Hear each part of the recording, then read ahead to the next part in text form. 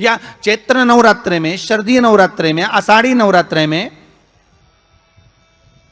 आदिक पौष नवरात्रे में हम शंकर की, हम जगतजननी जगदम्बा की जब स्थापना करते हैं, या हम नूतन घर का प्रवेश करते हैं, या गणेश जी की स्थापना करते हैं, या कोई दुकान को प्रवेश करते हैं, या कोई शुभ कार्य करने के लिए अग्रण्य होते हैं, तो हम कलश की स्थापना क्यों करते हैं? आज शिव महापुराण में शुरुआत में अपन शिव और पार्वती की यही संवाद को लेकर चलते।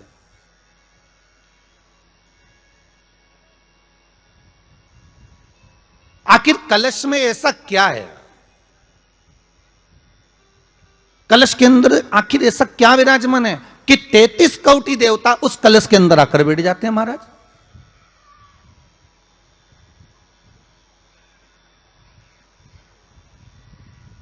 आप कोई यज्ञ करने जा रहे हो, आप कोई पोथी पुराण करने जा रहे हो, आप कोई अच्छा कार्य करने जा रहे हो, तो ब्राह्मण देवता कह देते कलश की स्थापना होगी, कलश की शोभा यात्रा निकलेगी, कलश यात्रा निकलेगी, कलश विराजमान होगा।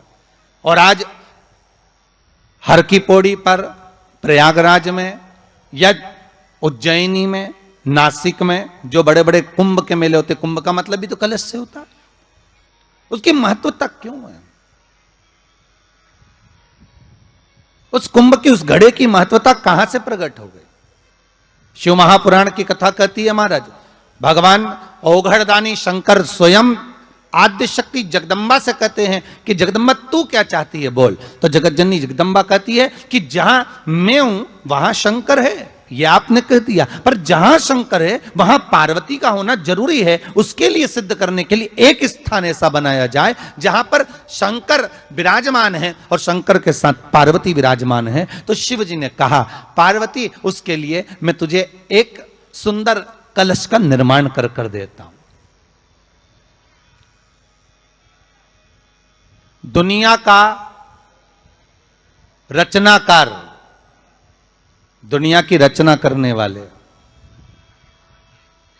महाराज, संपूर्ण ब्रह्मांड की रचना करने वाले, जिनको भगवान शिव ने स्वयं ब्रह्मदेव से कहा है कि ब्रह्मा जी तुम सृष्टि खंड को आगे बढ़ाइए, सृष्टि की रचना करिए। और आज ही के दिन, यही चैत्रीय प्रतिपदा के दिन, यही इसको कहते हैं नया संवत्सर, नया वर्ष। हिंदू धर्म में क्यों कहा जाता है? आज ही के दिन ब्रह्मा जी ने महाराज सृष्टि की रचना करना प्रारंभ करा था। आज ही के दिन भगवान शिव और ब्रह्मा का संवाद हुआ था। सीधे भगवान शंकर ब्रह्मदेव के पास जाकर बोले थे, हे ब्रह्मदेव आप सृष्टि की रचना करिए। तो ब्रह्मा जी ने पूछा था, सारे नक्षत्र आपने बनाए, सारे दिन आपने बनाए, सारी घड़ियां आपने बनाई, सारा पल आपने बनाया, मनुष्य की श्वास गिनती, काउंटिंग, अर्थात मनुष्य के शरीर की रोमावली, ये सब आपने निश्चित करी है। कई लोग कहते हैं महाराज हम पूजन बहुत करते हैं, हम पाठ करते हैं, हम अर्चना करते हैं, हम व्रत रखते हैं, हम उपासना करते हैं, हम दान करते हैं, हम पुण्य करते हैं, हम सत्कर्म करते हैं, उसके बाद भी दुख क्यों है? हम पूजन तो कर रहे हैं, माला, पाठ, जप, अनुष्ठान, फल कब देते हैं और फल कब नहीं देते? ये शिव महापुराण की उमा संहिता कह रही है।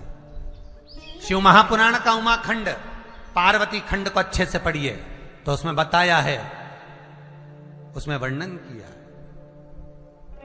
घर के अंदर बैठकर आप 27 मनके की माला जप रहे हो, घर के अंदर बैठकर 30 मनके की माला जप रहे हो, घर के अंदर बैठकर 108 मनके की माला जप रहे हो। आप जितने भी मनके की माला घर के अंदर बैठ रहे हो और जप रहे हो, उसका पुण्य आपको प्राप्त होगा, मना नहीं है, मिलेगा। पर रुपये में से 54, रुपये में से कितना मिल रहा है? 54, 25%। वही माला आप किसी मंदिर में, देवालय में, तीर्थ में जप रहे हो, उसका पुण्य मिलेगा केवल आधा, 50%, मात्र 50। महाराज वही माला आप यदि पीपल, आंवला, समी, बेलपत्र इन वृक्ष के नीचे अगर आप एक माला को लेकर बैठे हो और बिना आसन के समी के वृक्ष के नीचे आप कोई मंत्र जप रहे हो, कोई बेलपत्री के पेड़ के नीचे मंत्र जप रहे हो, कोई आंवले के पेड़ के नीचे मंत्र जप रहे हो, किसी पीपल के वृक्ष के नीचे मंत्र जप रहे हो, तो वहां आसन लगाने की जरूरत नहीं होती।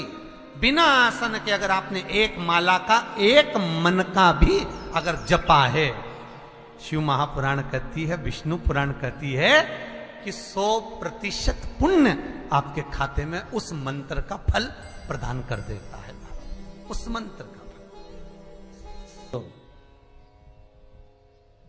पति और पत्नी में अगर क्लेश है तो जगदंबा के मंदिर में मक्खन चढ़ाओ, प्रेम बढ़ जाएगा। आपको लगता है कि पति कोई अन्य स्त्री से लगा हुआ है या परिवार टूट रहा है, तलाक तक पहुंच गया है, तो माता के मंदिर में आप ध्वजा लगवाइए, उस ध्वजा पर मक्खन लगाकर लगवाइए, आपको लाभ मिलेगा। महाराज, यदि आपको लगता है कि बच्चे बहुत ज्यादा अपशब्द बोल रहे हैं, मुंह चला रहे हैं और प्रेम नहीं रख रहे, तो माता के मंदिर में लाल पुष्प, लाल चंदन और लाल चूड़ी मां को समर्पित करिए, प्रेम बढ़ेगा। बच्चा कभी आप जी से कम नहीं बोलेगा, प्रेम की भाषा निकलेगी मुंह से। मां जगतजननी की आराधना, जगदंबा की उपासना। नवरात्रे में 9 दिन में से कोई एक दिन ऐसा ले लो जिस दिन कन्याओं का भोजन कराओ, साथ में उनको लाल चुनरी ओढ़ाओ या कोई लाल वस्त्र, लाल पूजन की सामग्री उनको दो, सुख मिलेगा, आनंद आएगा। और नवरात्रे में भी देवी की आराधना का एक स्मरण का सुख है महाराज।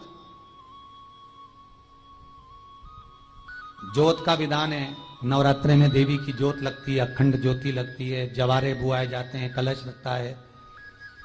ज्योत का भी विधान है, जिसके यहां दिया अखंड जलाया जाता है, अगर वो दिए की लो, दिए की बाती अगर दक्षिण दिशा की होती है तो उसके घर में साल भर में एक घात जरूर होती है।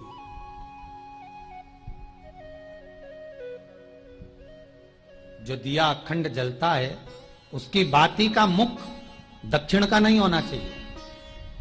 अगर आपने देवी भागवत का स्मरण कराओ, देवी भागवत को अगर सुना हो, तो देवी भागवत में स्पष्ट किया गया कि पूर्व की ओर मुख करा हुआ दिया, अर्थात पूर्व की ओर ज्योत जो जलाई जाती है वो संपदा की वृद्धि करती है। पश्चिम की ओर मुख कर कर जो ज्योत लगाई जाती है महाराज, वो वैभव को देती है। और उत्तर की ओर जो मुख कर कर ज्योत जलाई जाती है, उत्तर की ओर जो ज्योत का मुख रहता है वो आयु की वृद्धि करती है, घर में अकाल मौत को रोकती है।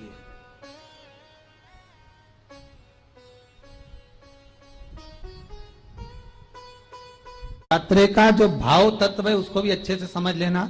दक्षिण की ओर ज्योत ना लगाएं, अगर आपको लगाना है पूरब की लगाएं, पश्चिम की लगाएं या उत्तर की लगाएं। और जितने दिन महारानी जगदंबा जगतधात्री दुर्गा भवानी, अब की बार माताजी घोड़े पर आई है, हर बार देवी बदल बदल के आती है, इस बार जो नवरात्रे आए वो घोड़े के आए। तो घोड़े पर जो देवी जी आती है वो समृद्धि को देने वाली आती है, लक्ष्मी की वृद्धि करने वाली आती है। जैसी घोड़े की रफ्तार होती है उस रफ्तार से लक्ष्मी घर में आती है। तो ये मत सोचना कि कोरोना महामारी ने हमको नीचे गिरा दिया या कोरोना महामारी ने रोक दिया, कमाई के स्रोत रोक दिए, धन रोक दिया, चिंता मत करना।